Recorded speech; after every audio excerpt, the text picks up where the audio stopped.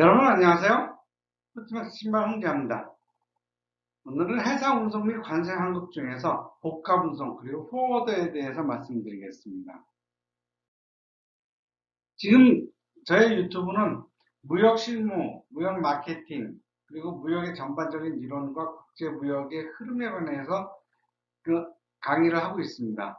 이것은 저의 지식을 전달하자, 그리고 나의 지나간 무역의 삶을 정리하자, 그리고 현재하고 앞으로 하고 있을 무역을 좀 더 잘해보자 하는 의미도 있고, 그리고 마침 연말에 강의할 기회도 생겨갖고 리뷰하는 의미입니다. 수출입 프로세스는 이렇습니다. 수출입 프로세스는 수출자가 해외에서 주문을 받아갖고 물건을 다 만들었어요. 그럼 창고에다 물건을 놓겠죠? 그러면은 포워더한테 물건을 넘겨줍니다. 그러면은 그 포워더는 이 중간의 과정을 모두 생략을 하고 바이어한테 물건을 전달해 주죠. 그런데 이 복합 운송이라는 것은 이 포워더가 주체적으로 진행하는 운송 과정입니다. 과거에 같으면 어땠어요? 이것을 수출자가 다 주관을 했어야 되겠죠. 다 예약을 하고 중간에 잘 됐는지 잘못됐는지 잘못에 대한 것을 책임을 지고 그랬었는데, 이 과정을 전체적으로 다 포워더가 주관을 합니다. 그것이 복합 운송이죠. 그래서 수출자는 운송에 대한 부담을 완전히 덜어버린 것이죠. 아주 편하게 됐습니다. 운송 서류에 관한 것도 그렇습니다. 바이어하고 운송 방법이 논하죠. 그러면 해상 운송할 것이냐, 육사 운송할 것이냐, 철도 운송을 할 것이냐, 항공 운송할 것이냐, 그런 방법을 논하고 언제 실을 것이냐, 그리고 부피, 무게 하고 만약에 포워더가 없다면 내륙 운송사 예약, 인보이스, 패킹 리스트 작성하고 관세사의 수출 면장, 내륙 운송, 공항 및 항구 도착, 통관, 선적, 체크 BL 확인, BL 접수 이런 것들 다 수출자가 해야 돼요. 그런데 현재는 어떻다?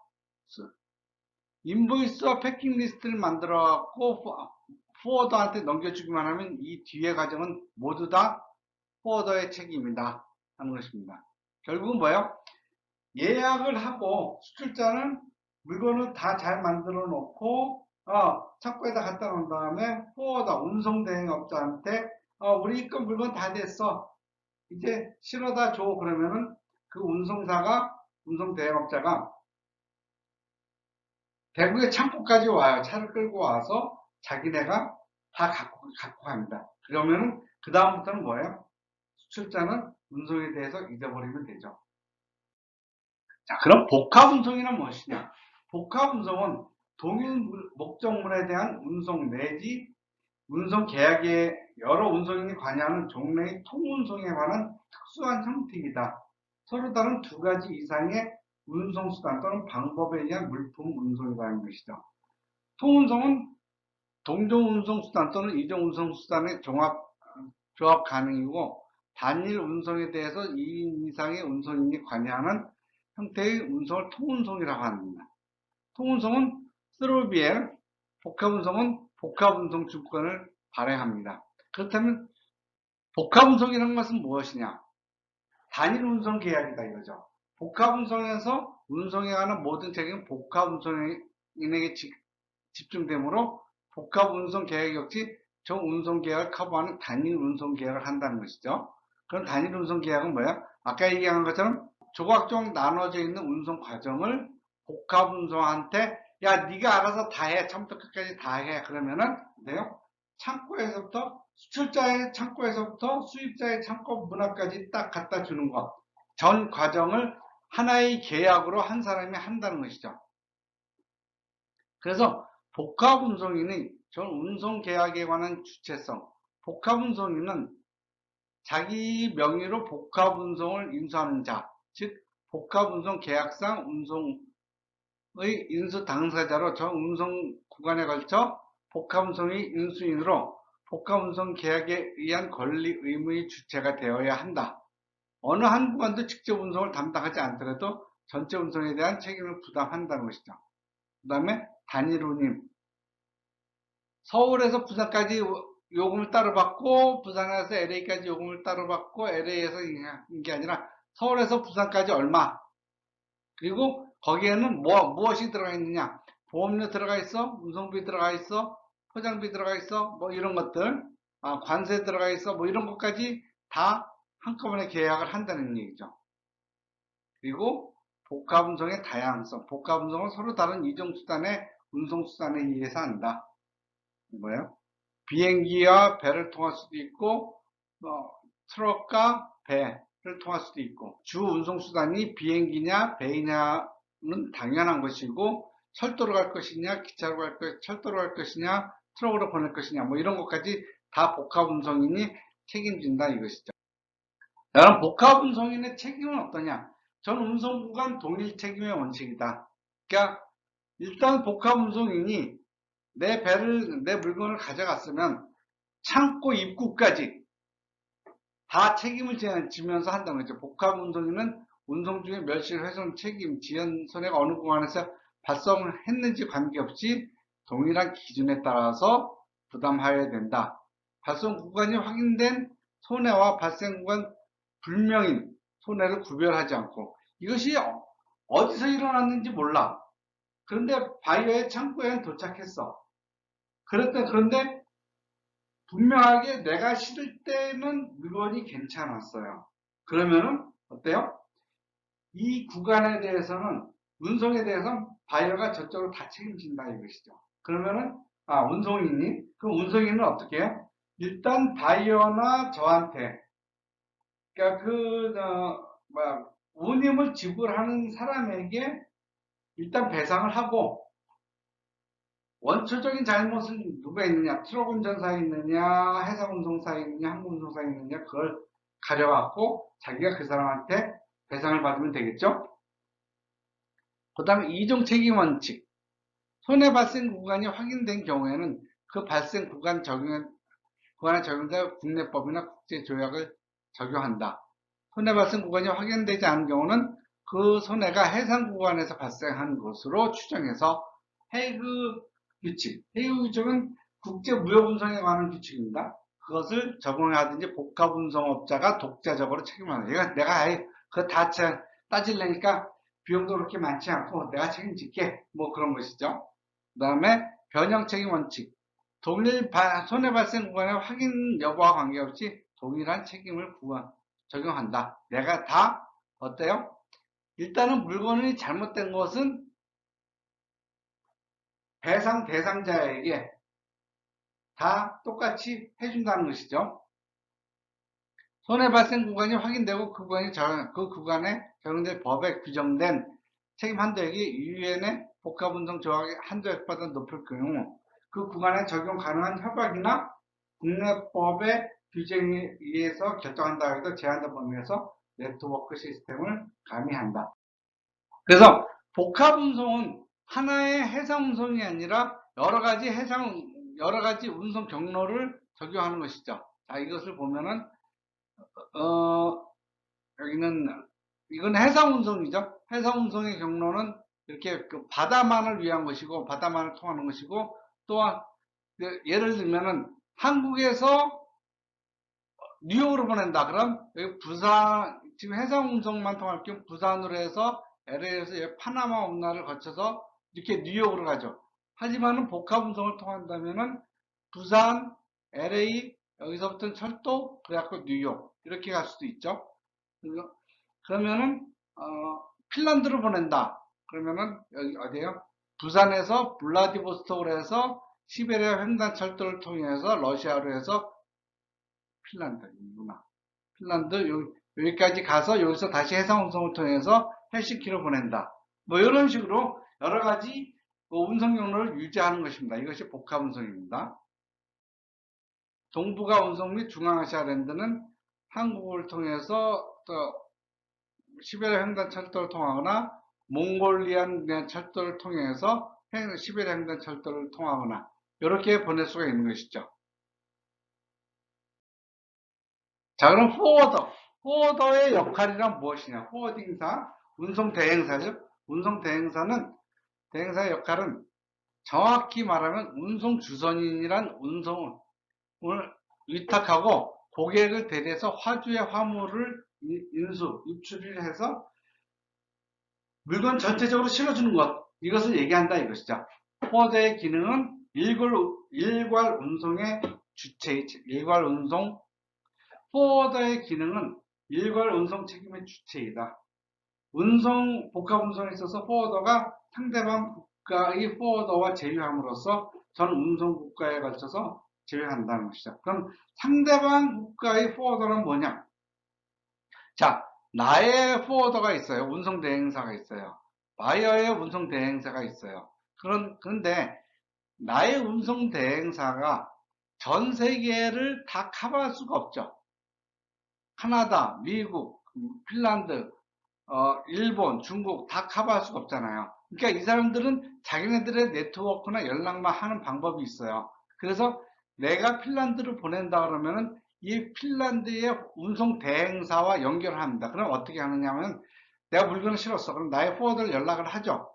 그리고 바이어한테 야 물건 실었어.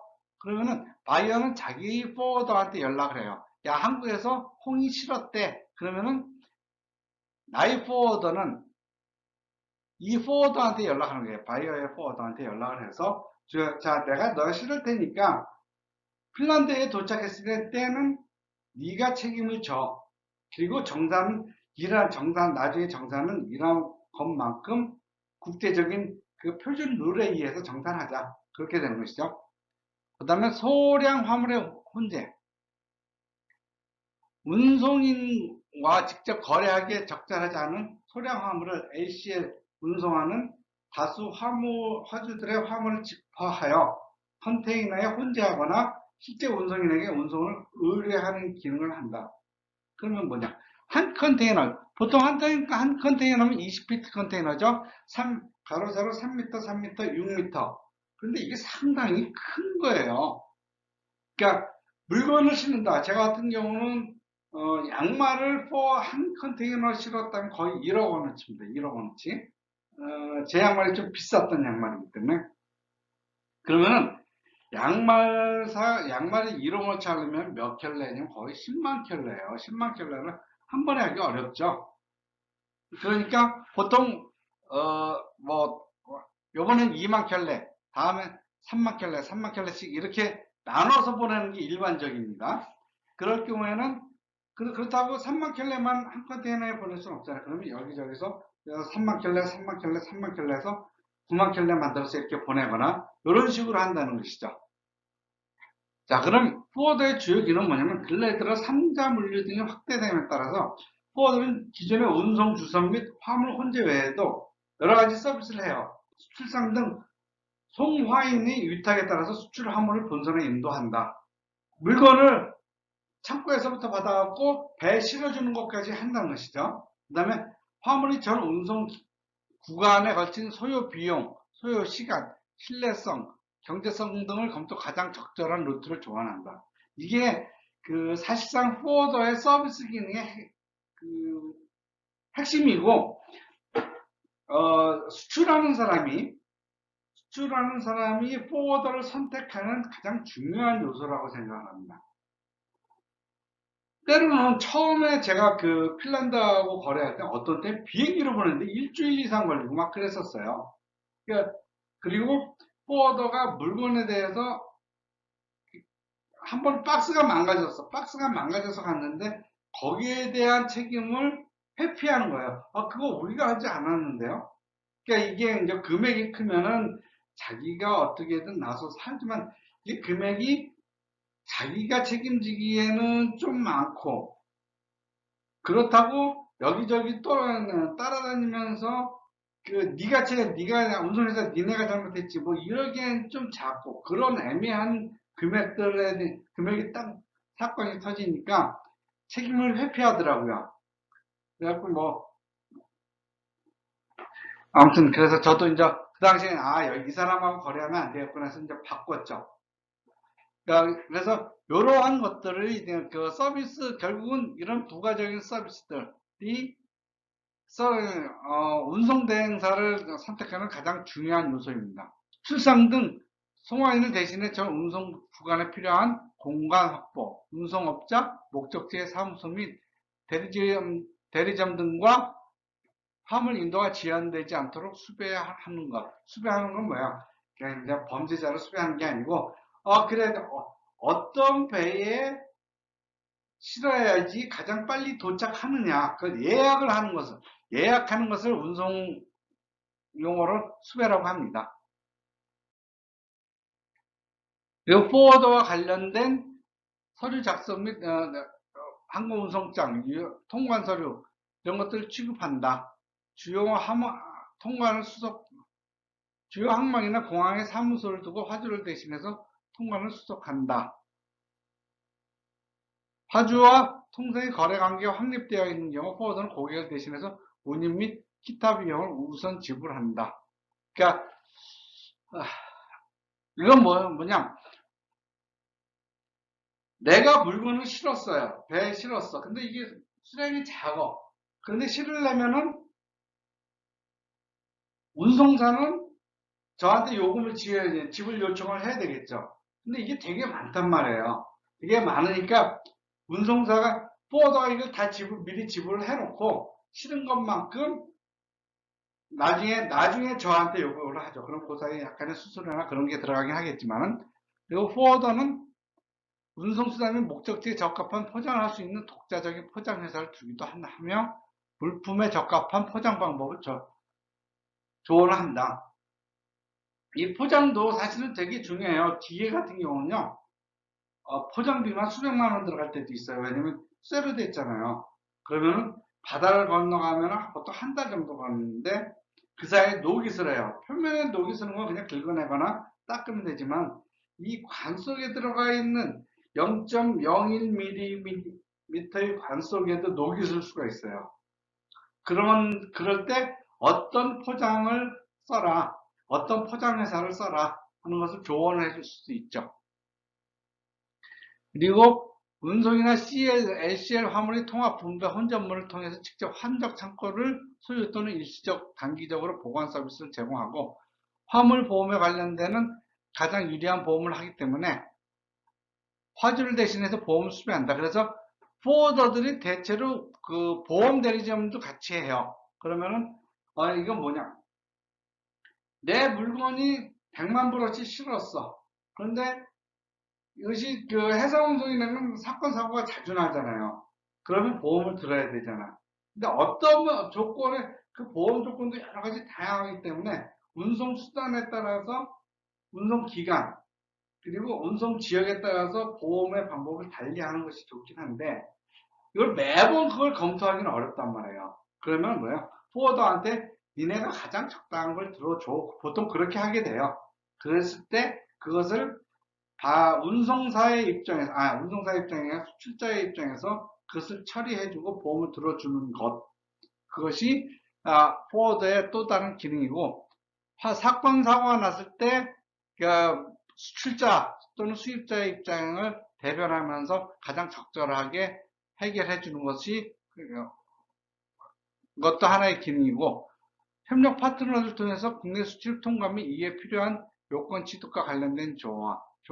그러니까 서류를 작성해요. 서류를 작성했을 때 요거는 HS 코드번호 어떤 것을 적용하는 것이 좋을 것 같다. 또는 어떤 그런 물건에 대한 것은 어떤 관세사가 잘한다. 이런 것들을 조언을 해줄 수가 있죠. 그리고 수화인을